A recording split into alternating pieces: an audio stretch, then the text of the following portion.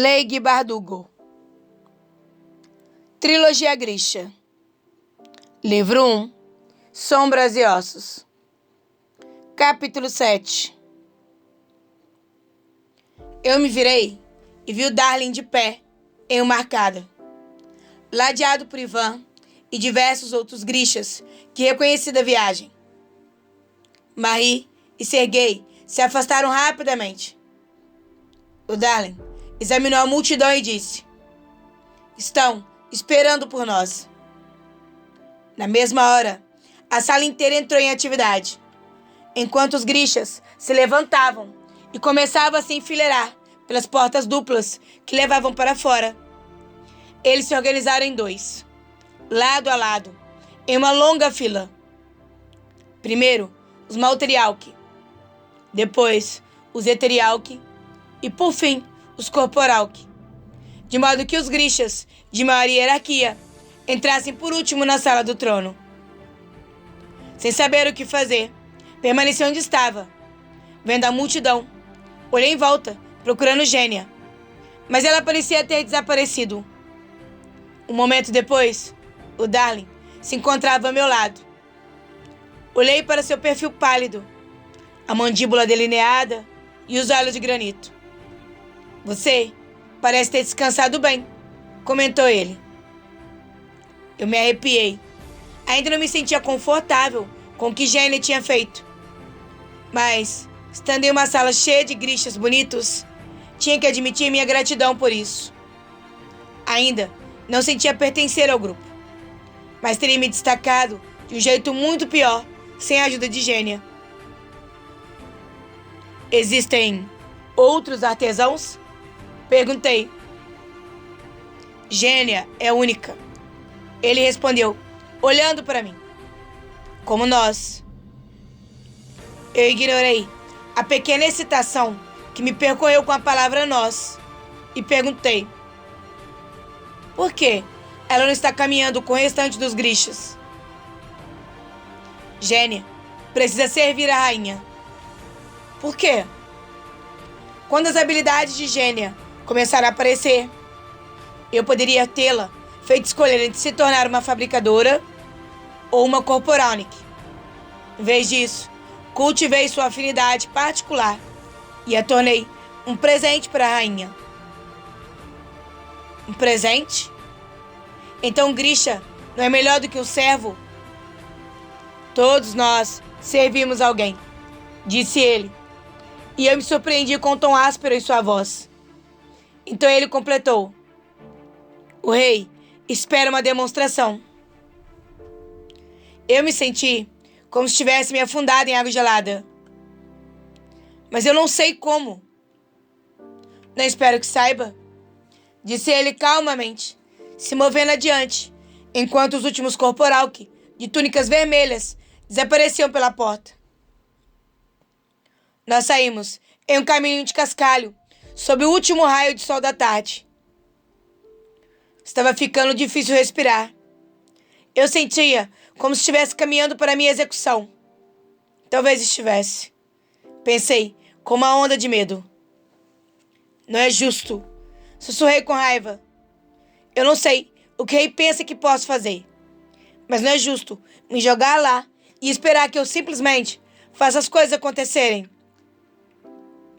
"Espero que você não anseie por justiça vindo de mim, Alina. Não é uma das minhas especialidades." Eu olhei para ele. O que aquilo significaria? O Darling olhou para mim. "Você acredita mesmo que eu traía você por todo esse caminho só para fazê-la de idiota? A nós dois?" "Não", admiti. "E agora está completamente fora das suas mãos, não está?" Ele frisou, enquanto seguíamos nosso caminho pelo túnel escuro de galhos.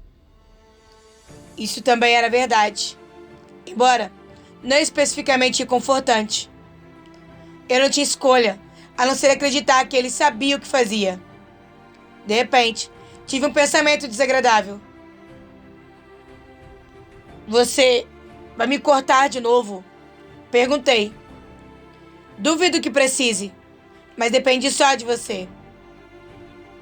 Aquelas palavras não me acalmaram.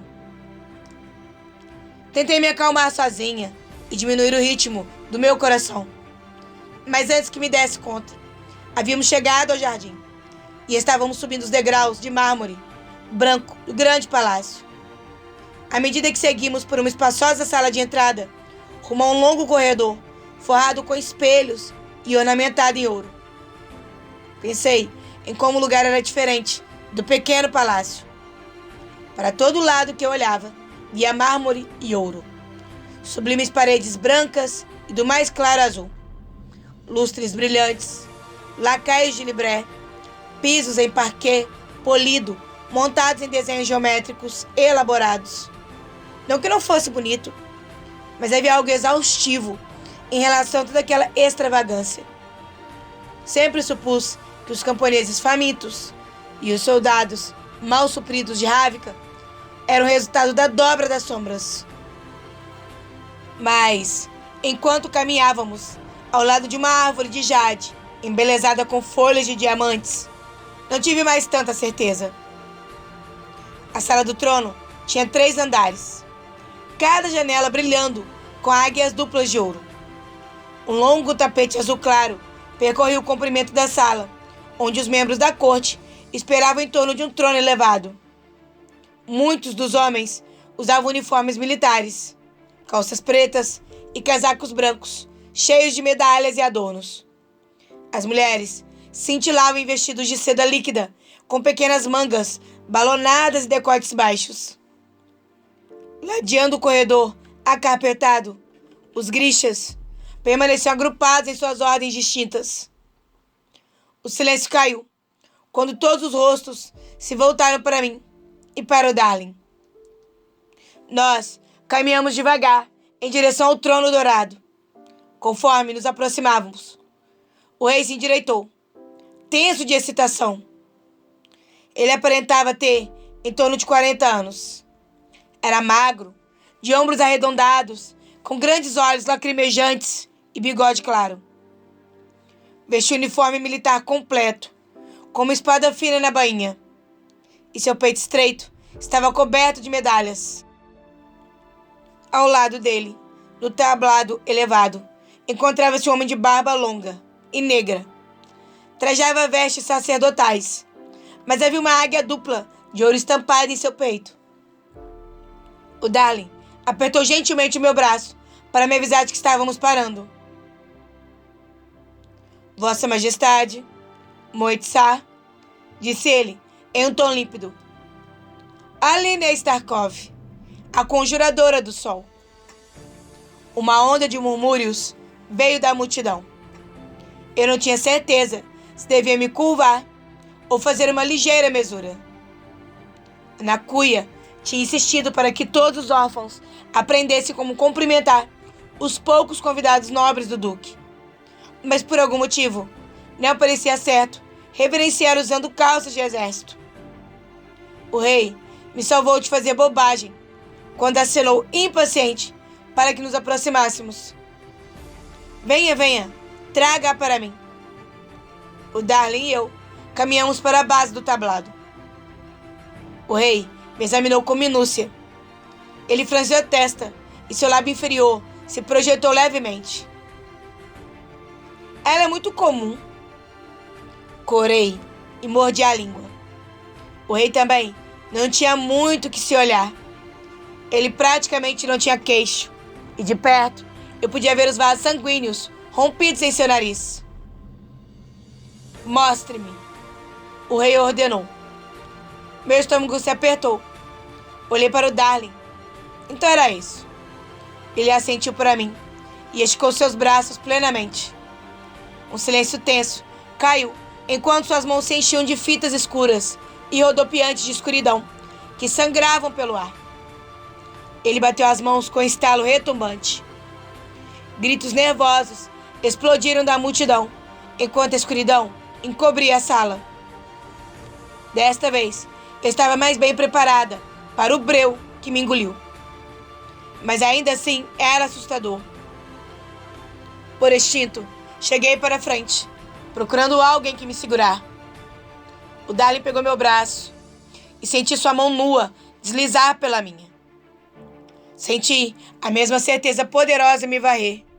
E então, o chamado do Darling, puro e convincente, pedindo uma resposta.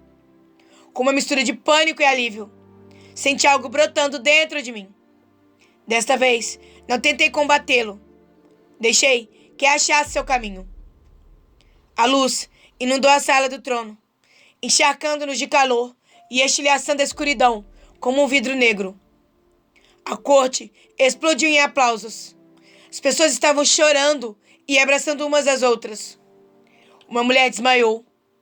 O rei parecia o mais entusiasmado, levantando de seu trono e aplaudindo furiosamente, com uma expressão de júbilo. O Darling soltou a minha mão e a luz desapareceu. Brilhante, gritou o rei. Um milagre! Ele desceu os degraus do tablado, o sacerdote barbado deslizando silenciosamente atrás dele, e pegou a minha mão, levando aos lábios úmidos. Minha querida, disse ele. Minha menina querida. Eu pensei no que Gênia havia dito sobre a atenção do rei e senti minha pele formigar. Mas não me importei em puxar a mão de volta. Porém, ele logo me liberou e foi dar tapinhas nas costas do Darling. Um milagre. Simplesmente um milagre, disse efusivo. Venha, temos que fazer planos imediatamente. Enquanto o rei e o Darling se afastavam para conversar, o sacerdote se aproximou.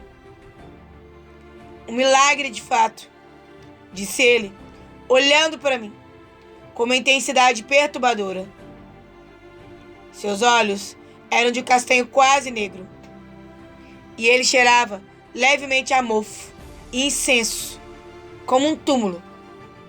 Pensei com um calafrio e fiquei agradecida quando ele deslizou para longe a fim de se juntar ao rei.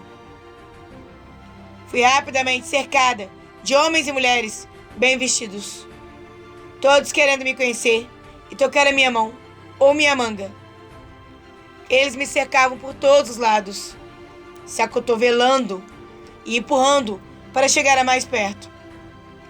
Assim que senti uma nova onda de pânico se instalando, Gênia apareceu ao meu lado, mas meu alívio durou pouco.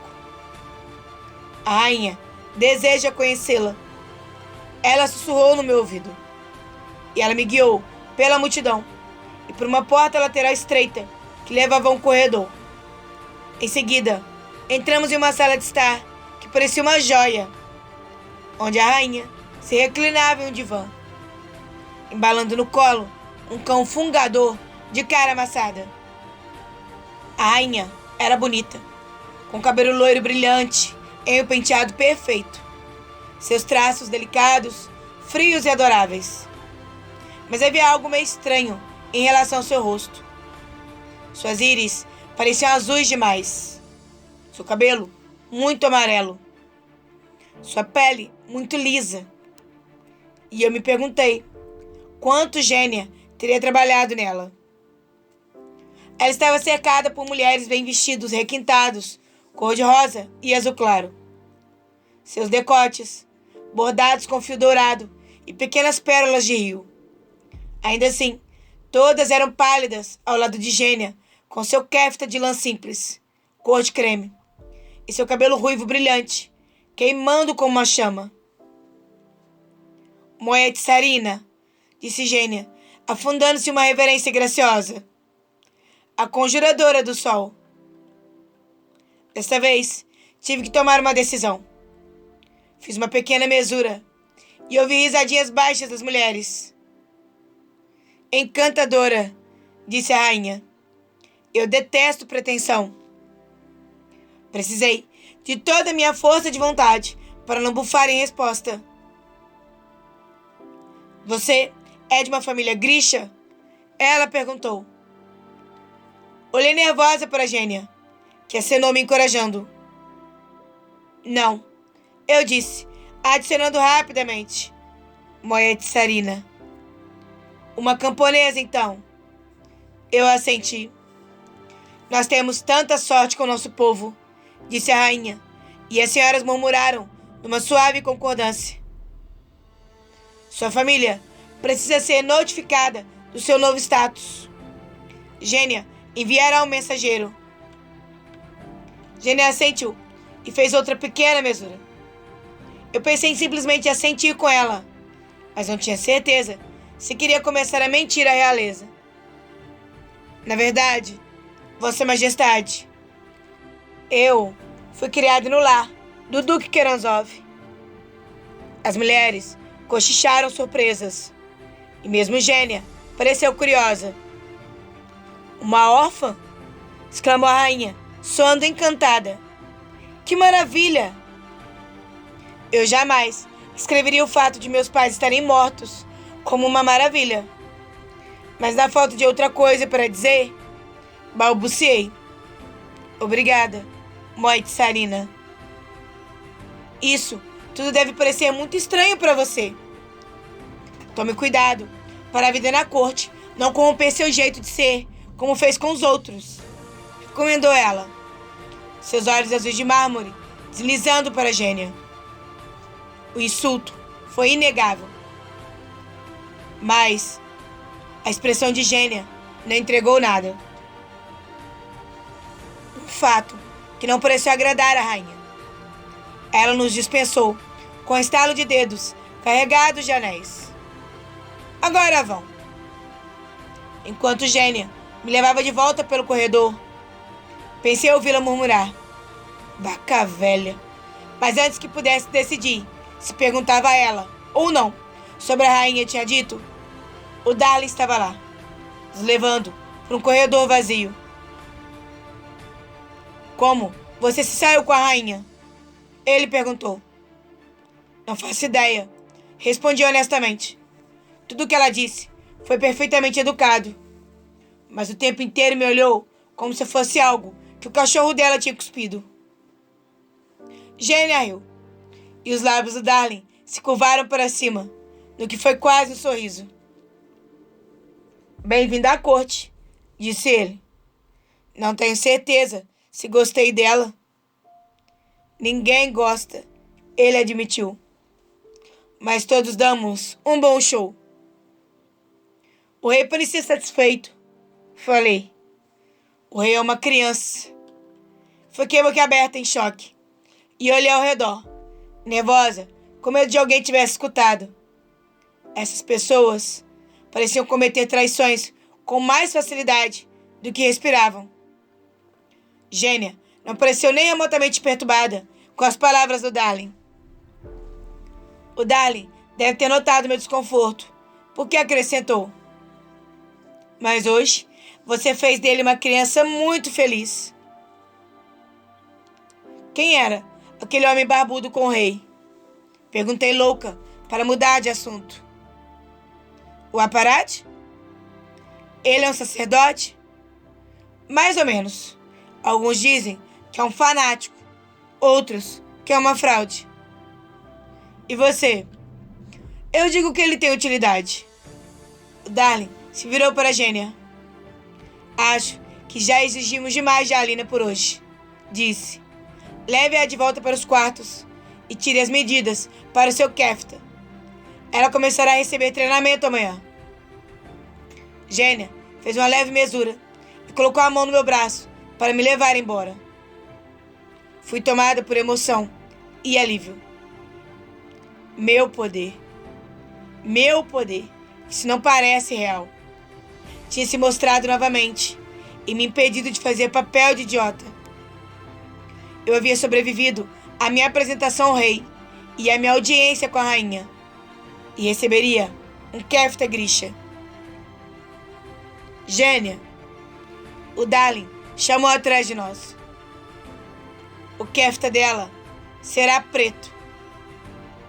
Gênia respirou abismada. Eu olhei para o seu rosto chocado e então para o Darlin, que já estava se virando por aí. Espere, chamei, antes que pensasse 2 vezes. O Darlin parou e virou aqueles olhos de ardósia para mim.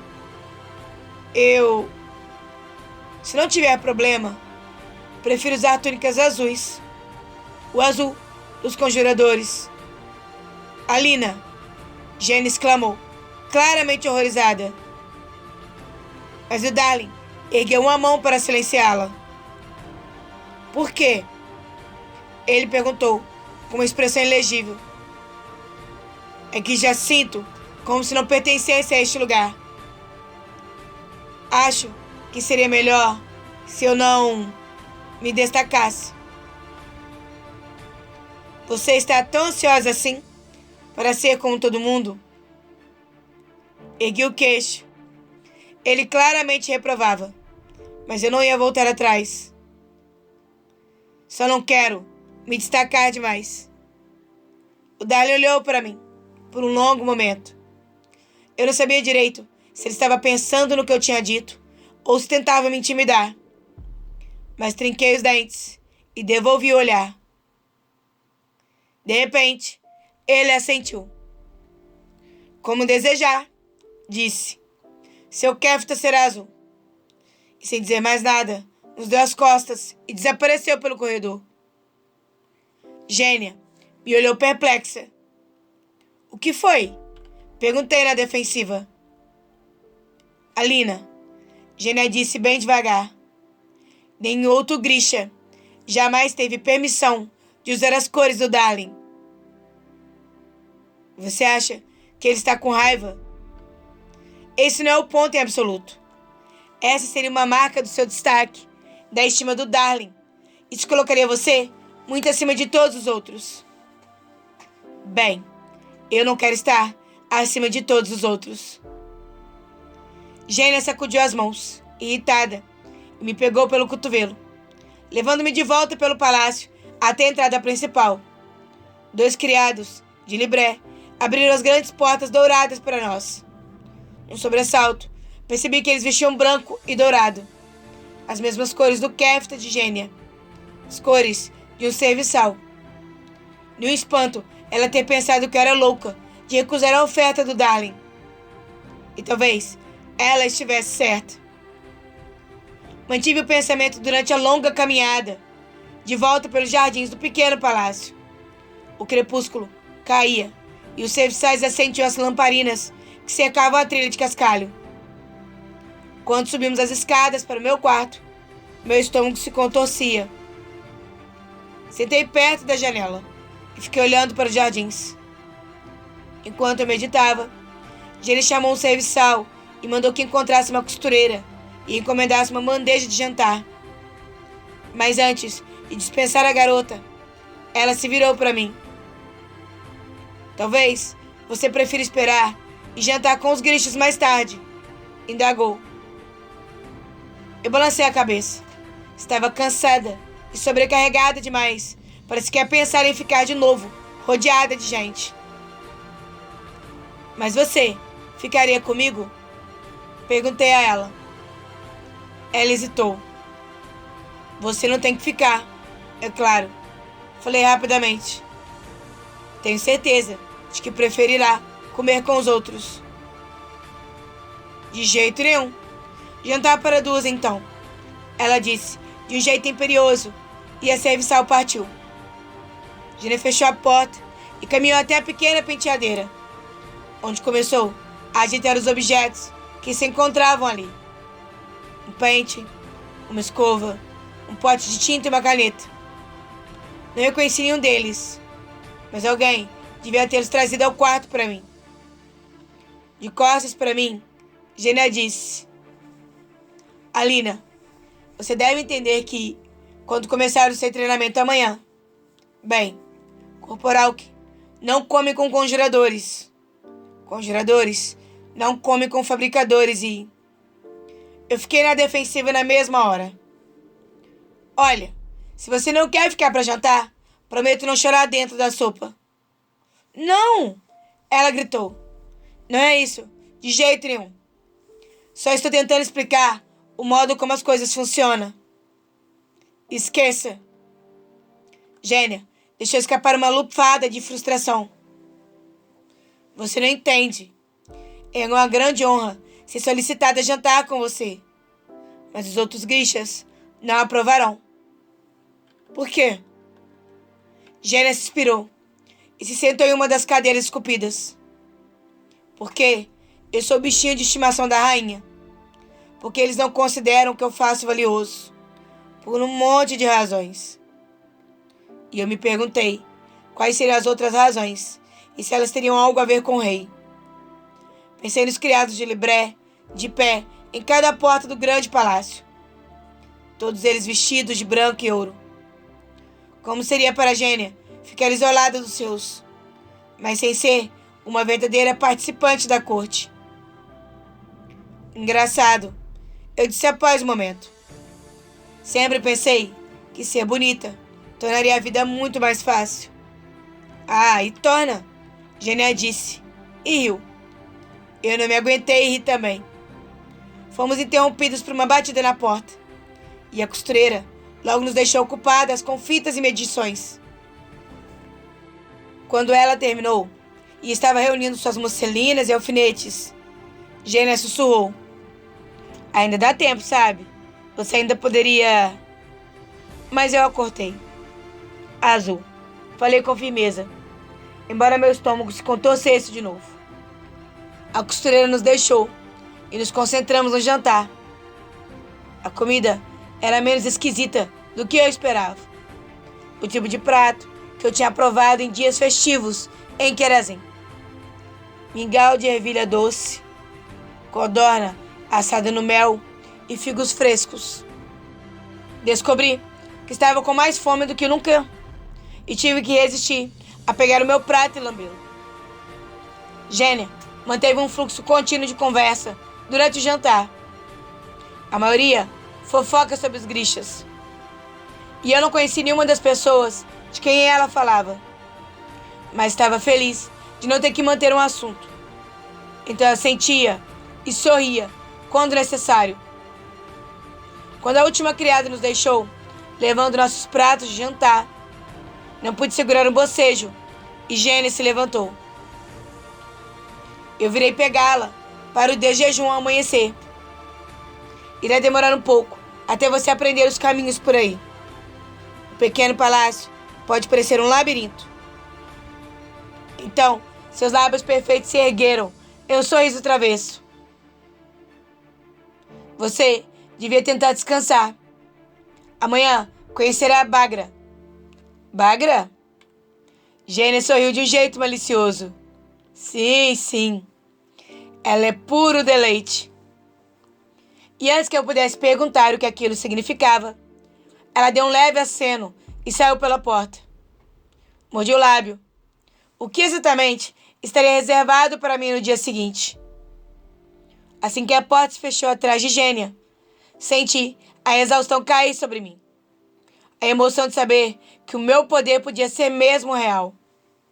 A excitação de conhecer o rei, a rainha e as maravilhas estranhas do grande e do pequeno palácio tinham mantido meu cansaço à deriva.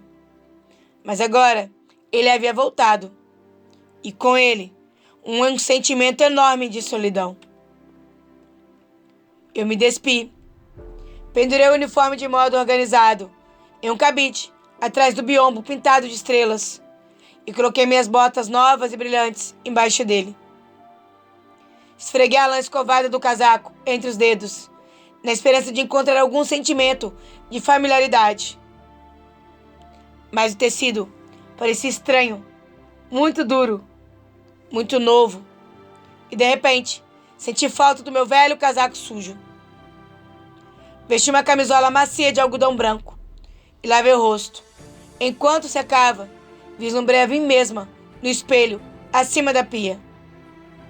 Talvez fosse a luz da lamparina, mas eu parecia ainda melhor do que quando Gênia terminara de trabalhar em mim. Após um momento, dei-me conta de que estava embasbacada comigo mesma no espelho e tive que sorrir. Para uma garota que detestava se olhar, eu corri o risco de me tornar vaidosa. Subi na cama, deslizei sobre as peles e sedas pesadas e apaguei a lamparina com um sopro. Ao longe, ouvi uma porta se fechando, vozes dando boa noite, os sons do pequeno palácio indo dormir. Encarei a escuridão. Eu nunca tivera um quarto só para mim. Em Querazim, dormia um velho corredor de retratos que tinha sido convertido em dormitório, cercado de inúmeras outras garotas. No exército, dormia nas tendas ou alojamentos com os outros inspetores. Meu novo quarto parecia enorme e vazio. No silêncio, todos os eventos do dia voltaram à minha cabeça e lágrimas pinicaram os meus olhos. Talvez eu acordasse na manhã seguinte e descobrisse que tudo tinha sido um sonho, que Alexei continuava vivo e Mali não estava machucado, que ninguém tinha tentado me matar, que eu nunca tinha conhecido o rei e a rainha, nem visto o aparato, ou sentido a mão do Darling na minha nuca. Talvez eu acordasse e sentisse o cheiro das fogueiras queimando, segura das minhas próprias roupas, na minha pequena cama. E então poderia contar a Mali sobre esse sonho estranho e assustador, mas também muito bonito. Esfreguei o polegar na cicatriz da minha palma e ouvi a voz de Mali dizendo: "Nós vamos ficar bem, Alina. Sempre ficamos." "Espero que sim, Mali." Sussurrei no meu travesseiro e deixei as lágrimas me conduzirem ao sono.